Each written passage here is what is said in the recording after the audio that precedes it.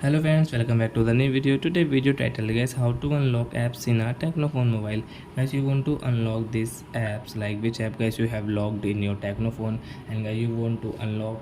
So guys, how can you? In this video guys, I will show you guys how to unlock apps in a Technophone mobile. So guys, now let's see how to unlock apps. So first of all guys, click on your phone setting, then guys scroll it, and guys you can see your security settings. So guys tap here, again scroll, and guys click on app lock. Guys draw your pattern. So you can see guys your all apps here, and guys which app guys you want to unlock, like music, YouTube guys you don't need any lock, like Play Store, message, maps, Josh app, like Hi Party app.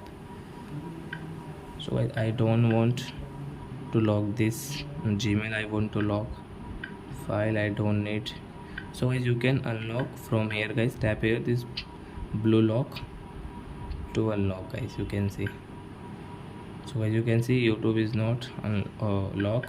So guys you can see you can use your YouTube without any lock.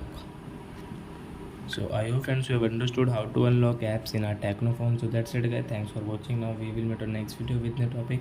Before going guys, please go and like my video, subscribe my channel. Bye bye friends.